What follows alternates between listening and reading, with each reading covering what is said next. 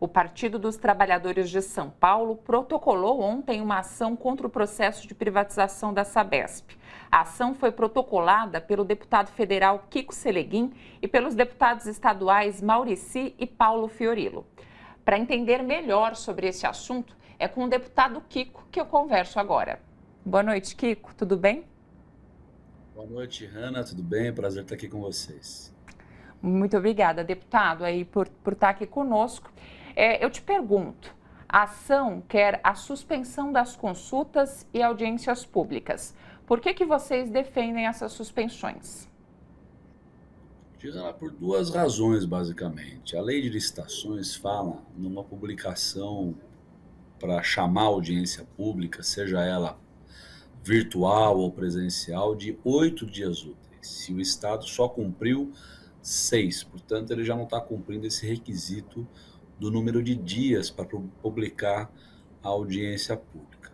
Segundo, que a publicação foi em escala, eles dividiram o Estado em 15 regiões, e o que vai acontecer é que nos próximos 20 dias vai ter praticamente que uma audiência por dia, né? Claro que são regiões distintas, mas nós estamos falando de um assunto de extrema importância. A audiência pública não serve só para referendar um pensamento único de uma instituição, como é o caso do governo do Estado de São Paulo, sim, para ter debate público, estudo, né? E o segundo ponto é com relação a algo que está previsto na Constituição Estadual, que é um plano de saneamento, que tem que ser apresentado e tem metas anualmente. O Estado nunca fez isso. Contratou um agora, só que contratou só para o que a gente chama de URAI 1, que são as cidades que a Sabesp administra o serviço. Isso, na nossa opinião, cria muitas fragilidades. Vou dar um exemplo para você. Região de Campinas, que é uma das regiões mais delicadas no sentido de falta d'água. Talvez seja a segunda macro-região mais populosa do estado de São Paulo, talvez não é a segunda região mais populosa, e na crise hídrica que a gente observou lá nos anos de 2014, foi uma das regiões que mais sofreu, porque ali o sistema não tem grandes reservatórios, tem rios importantes, mas a captação é feita no rio diretamente, não tem represas, como é o caso do sistema Cantareira e outros sistemas todos. Portanto, a URAE, esse estudo vai falar das cidades que são atendidas pela Sabesp, cidades da Grande Campinas, né? Mas não fala de Campinas, que é a grande cidade, detentor dos grandes serviços de operação. Portanto, isso vai causar muitas fragilidades no estudo e, obviamente, no segundo momento, naquilo que o Estado ou a iniciativa privada precisa fazer para oferecer o serviço público de abastecimento, de reservação, de produção de água, né, de tratamento e de esgotamento sanitário. O Estado contratou e a gente está questionando na Justiça exatamente isso.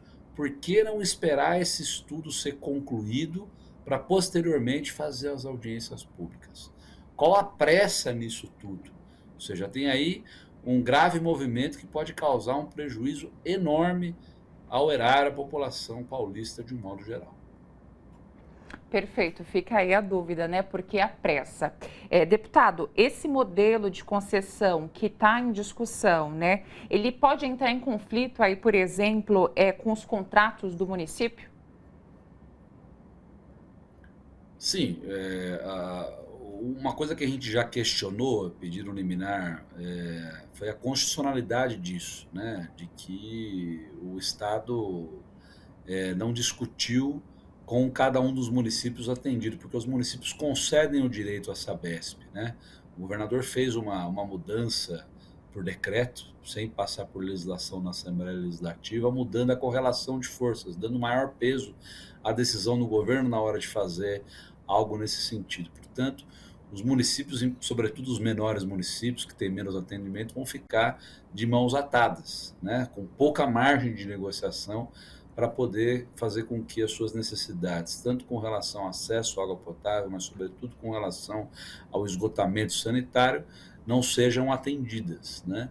Essa é fruto de uma outra ação que a gente entrou, questionando a constitucionalidade nisso, que vai ser julgado o mérito ainda no STF. Perfeito. Deputado, rapidinho aqui que nosso tempo está curto, né? Mas qual que é a expectativa? Vai ser concedida a liminar? Quais os próximos passos? Nós acreditamos que, do ponto de vista jurídico, tem elementos, já que flagrantemente ele não atende à legislação vigente. Segundo, eu acho que se trata de um assunto de extrema importância. A água é um bem estratégico, não só para a saúde e o consumo humano, mas também para o desenvolvimento da economia de um Estado, de uma nação. Então, a gente espera que a Justiça tenha essa sensibilidade, nos conceda liminar, cancele as audiências, para que a gente possa fazer um debate a partir de informações mais concretas. Você imagina, por exemplo, o Estado convoca uma audiência pública com esses poucos dias de antecipação. Nós estamos falando de um calhamaço que tem mais de 1.500 páginas de estudos, que a gente precisa fazer um debate a respeito do assunto, né? É completamente inviável que a sociedade tenha a condição de se organizar em tão pouco tempo, com tão pouca informação, para fazer os seus reparos. E aí não se trata de ser contra ou não, mas sim de fazer um bom debate público. Afinal de contas, estamos falando de uma empresa que gera lucro para o Estado brasileiro, que atende a milhões de pessoas num bem tão estratégico que é a água.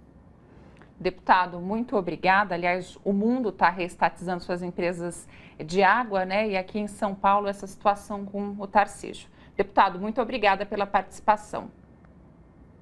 Dirana, eu que agradeço. Um grande abraço aí aos telespectadores e internautas da EPTV. Um grande abraço.